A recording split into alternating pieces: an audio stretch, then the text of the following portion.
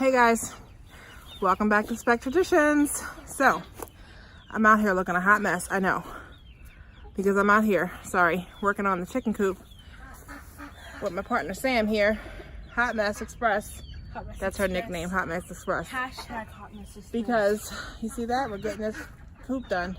But, so while we're getting the coop done, and we're getting ready to move out the old coop stuff so that we can move the new coop in the area and then put the one little coop that we're keeping inside of this coop temporarily, just in case we don't finish the coop today. We can leave the chickens in there, know that they're safe in their coop. Anyway, I came to look at this second old coop. I know this is only a little confusing. And I found something inside of it. Look, what's inside. We got 2 eggs. So there's the fake egg over there. They're so tiny. But we got 2 eggs. Well, she's a silky. Well, she's a bantam. They're bantams, so they're small eggs, yeah. Like, this is the ones that Graham Beck has. We have 2 eggs. Guys. They're gonna be so good. I'm so excited right now. Like, you have no idea. This is our first eggs. Now, while these are not our original chickens, this is from the silky that we got from someone else. We have eggs. So, we are super excited right now. My hands look horrible, I know, but I'm out here working. Anywho, look at that. We got silky eggs. Alright guys, it's the next day. I think we got enough done where they're secure and we can take a break.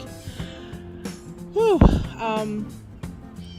So plastic is coming today, like greenhouse plastic that we were going to cover this panel and this panel with, so it was like partially covered, 2/3 of the way covered. But I went on and took the tarp that I had on those little black runs that we were using, had a tarp on them. So I just took the tarp off of there and put it on here, and this will, do enough for the moment. I may or may not use the plastic, we'll see.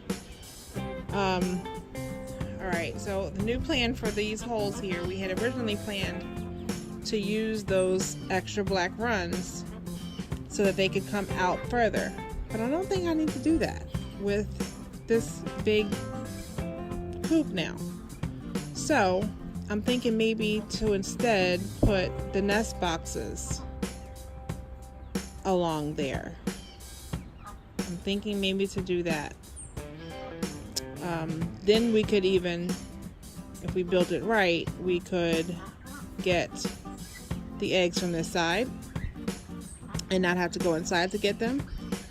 But going inside them is not a problem because, we have a full door, so we may not have to do that either.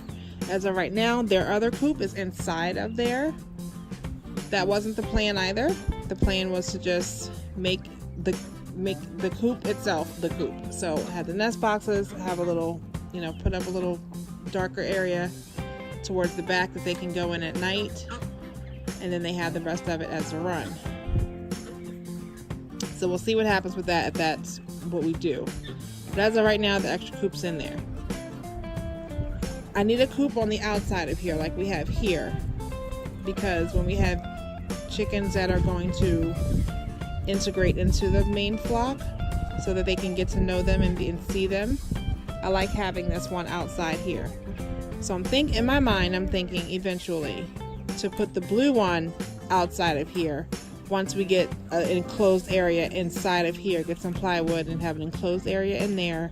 Once we have the nest boxes in place, I'm thinking to do some type of crates for milk, for like kind of milk crate ones, but not milk crate ones, like more of the filing ones, for their nesting boxes. And then put the blue coop outside of here, so like you can see Lola, and then there's 4 Americanas in there, so they can we can still have an area on the outside that is for like the integration coop, where they can still be a part of seeing who the other flock is. They can still come out and free range with them and so forth. So we are at a good spot where I can take a breather. I don't have to really do much more until, you know, it's not so much urgency anymore to get it done. So I'm very happy to be at this stage. So I'll show you guys around here. So this is the way you get in.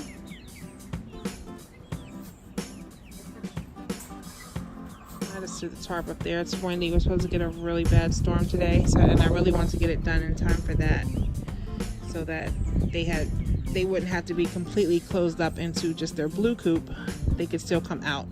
So I really want to get this closed off today. I'm so glad I got it done this morning. So I put this on here so it's a little tight, hard to get off. I made it stretch a little bit so it wouldn't be so easy to just flip. For example, our greenhouse one, it does it really easily. I made it closer. So this one on the coop, I stretched it a little bit further out so it wouldn't be so easy to flip this open. And I actually have two of these. I'm thinking about putting one down closer to the bottom just to make it even more secure, you know, because you can see there's a little bit of space there. So I'll probably put that on there for sure. So you can go in. Watch out, girlies. Like I said, I just stopped here for now. So this coop is going to be moved out of the way because right now it's in the wrong spot. If we're going to leave it in here, it needs to go on the left side if we're going to leave it. But for now, it's fine where it is. So I'm really happy with it though. They can go in and out. It's not, you know, it's much more open for them to scratch around. Their garden I can put in the inside and some on the outside. They have herbs in here. And there's chicken wire covering the entire coop. So they are nice and safe. Now I probably will put some extra hardware cloth on the lower section. Not where there's cattle panel, but like on the ends where there's just the door opening spaces. I'll probably put a row of cattle panel just going across, just so nothing can, you know, really just make it harder for anything to get in here if they were trying. And the bottom of this has hardware cloth going around it, which we had already here because we had the coop here. I'm not sure if you can see it back there, but it goes around. So we're gonna need a little bit more of that just to make sure nothing can dig under. But it's turned out pretty good. So yeah, so for that back, so I'm thinking to make purchase have to go in here. Some roosting bars have to still come in here. So I'm not sure what side to put those on yet, but we'll figure it out. Now that I got this part done, I can think a little bit more if I want the roosting bars to go across this way or if I want them to go long ways this way. So I got to figure that out as well. Figure out what to use for the roosting bars. So we'll see.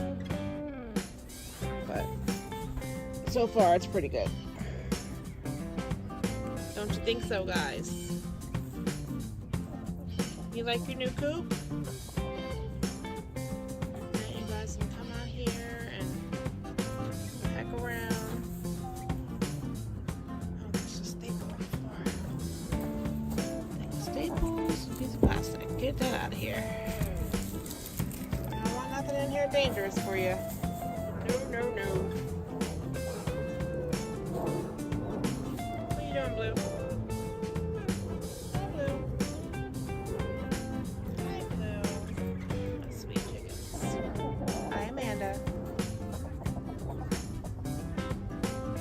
Vader. Hi, Vader. Hi.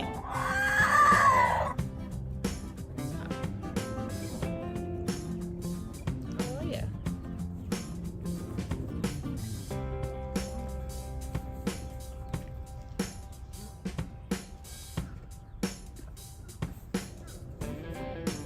How you guys doing?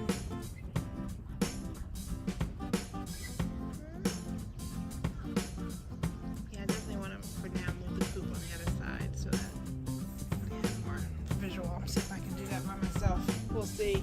Alright, I did it. Now I'm hot and sweaty again. So I moved the chicken coop, the blue one, on the inside, but kept it on the inside, but put it on the other side so that they could have more visual access to the younger chickens that will be joining them later. And again, this is just until we figure out how we're going to close off the back section so that they can have quiet, dark area to go to when it's nighttime, and putting the nesting boxes along the front bottom here where the planters are, and where we're going to put the roosting bars. So yeah, all that has to be worked out, but this is enough for now for them to have more space and be able to go in and go out when they want and be safe.